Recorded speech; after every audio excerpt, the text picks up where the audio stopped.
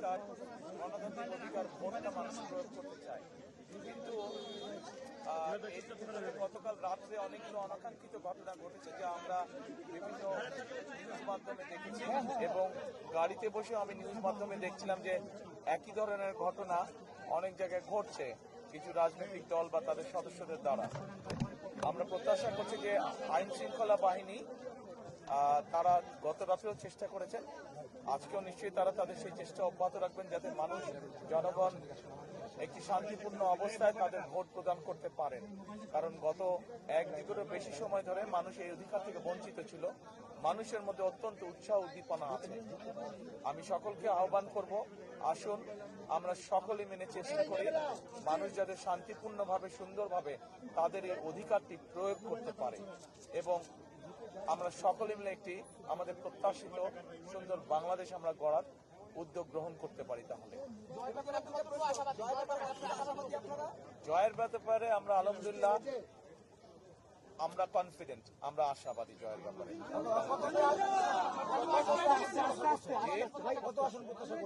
আমরা অন্তত এতটুকু অবশ্যই আসন প্রত্যাশা করছি যেখানে আমরা খুব সুন্দরভাবে দেশ পরিচালনা করতে সক্ষম হব।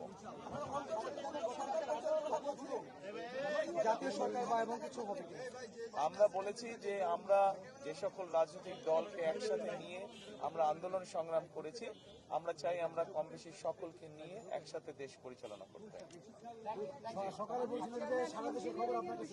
না, সারা দেশের খবর আমি এখনো পাইনি, আমি মাত্র অফিসে আসলাম। আমি 5 ঘন্টা অতিবাহিত হয়েছে, কিন্তু আমি তো ঘুরছিলাম এতক্ষণ, বিভিন্ন জায়গায় আমি গিয়েছিলাম, কাজে আমি খবর নিতে পারিনি।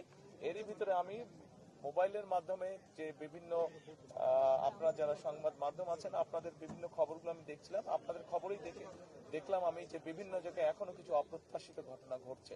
কোন একটি রাজনৈতিক দল এখনো কিছু অপ্রত্যাশিত ঘটনা তারা বারংবার ঘটিয়ে যাচ্ছে।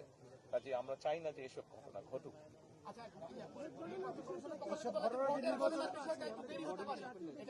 কেন ভোট গণনার ভিতরে আসেন? আমরা মনে করি যে মানুষ যদি বেরিয়ে আসে, সাধারণ মানুষ, এই দেশের মালিক হচ্ছে মানুষ, এবং তারা যদি বেরিয়ে আসে, তারা যদি তাদের অধিকার প্রয়োগ করে, ভোট সংখ্যা যত বেশি বাড়বে, ভোটারের সংখ্যা যত বেশি বাড়বে, আমরা বিশ্বাস করি যে সকল ধরনের ষড়যন্ত্রকে প্রতিহত করবে।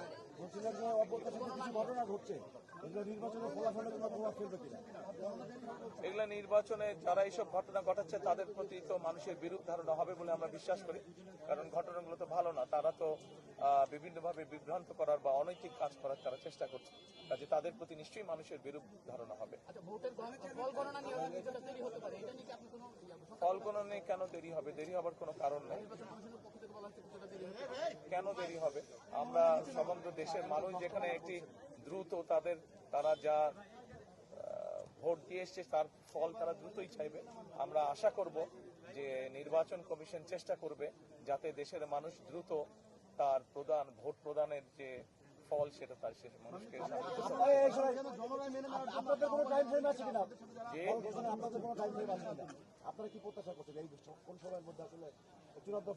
দেখুন, আমরা 91 সালে দেখেছি নির্বাচন, আমরা 96 সালে দেখেছি, 2001 সালে আমরা নিরপেক্ষ নির্বাচন দেখেছি। স্বাভাবিক একটি তো সাধারণ টাইম ফ্রেম তো আছে। আমরা প্রত্যাশা করব যে সেই টাইম ফ্রেমের মধ্যেই জনগণ রেজাল্ট জানতে পারবে।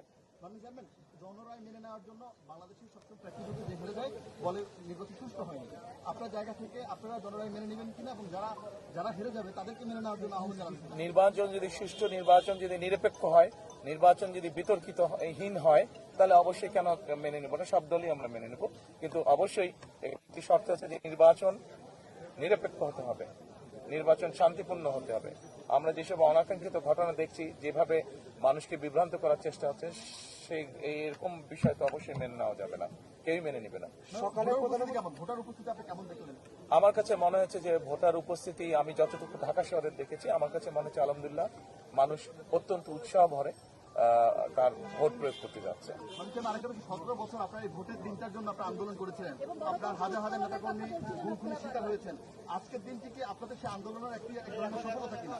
এটা শুধু আমাদের আন্দোলনের সফলতা না, 17 বছর ধরে বাংলাদেশের কোটি কোটি মানুষ, কোটি কোটি ভোটারই ভোট থেকে বঞ্চিত ছিল, ভোট প্রদান থেকে বঞ্চিত ছিল। আমি মনে করি যে এটা সমগ্র বাংলাদেশে যে প্রায় 13 কোটি ভোটার আছে, সকলের জন্য একটি উল্লেখযোগ্য দিন, সকলের জন্য একটি স্মরণীয় দিন আজকের দিনটি। ধন্যবাদ, সকলে ভালো থাকবেন। Thank you. উপদেষ্টা আজকে সকালে এই কেন্দ্রে ভোট দেওয়ার পর তিনি বলছেন যে ভোট উৎসব হচ্ছে, মানুষ সেখানে সক্রিয় অংশগ্রহণ করছে, সেদিকে শেষ পর্যন্ত থাকবে, আপনি কি মনে করেন? প্রধান উপদেষ্টার কাছে যেহেতু উনি সরকারে আছেন, ওনার কাছে হয়তো ইনফরমেশন বিভিন্নভাবে থাকতে পারে। আমি যেহেতু এখনো সেভাবে সারা দেশে ইনফরমেশন জানেন, কাজে আমি এ ব্যাপারে বলতে পারবো না। আমি শুধু ঢাকা শহরে যতটুকু দেখেছি, আমি তো বললামই যে মানুষের মধ্যে উৎসাহ উদ্দীপনা আছে। আমরা বিশ্বাস করি গত 2 দিনে যেভাবে দেখেছি মানুষজন লঞ্চ, স্টিমারে, ট্রেনে, বাসে করে বিভিন্ন উৎসাহ নিয়ে দেশে ফিরে গিয়েছে, যার যার এলাকায় ফিরে গিয়েছে ভোট প্রদানের জন্য। আমরা প্রত্যাশা করি যে সেই উৎসাহটার প্রতিফলন আজকে নিশ্চয়ই থাকবে বিভিন্ন জায়গায়। গতকাল জামাত ইসলামের বেশ কয়েকজন এজেন্ট বা সদস্য তারা অস্ত্র নিয়ে ধরা পড়েছে, টাকা নিয়ে ধরা পড়েছে, এই বিষয়গুলো নির্বাচনকে আসলে অনেক জায়গায় অভিযোগ এসেছে। আজকে সকালেও আমি কোন একটা নিউজে দেখেছি, আজকে সকালেও বোধহয় ঘন্টা 2 আগেও এর একই ঘটনা ঘটেছে। অবশ্যই জনগণ যদি শান্তিপূর্ণভাবে নিরপেক্ষভাবে ভোট দিতে পারে, গণতন্ত্রের সূচনা তো অবশ্যই শুরু হবে। ওয়ান লাস্ট প্রশ্ন,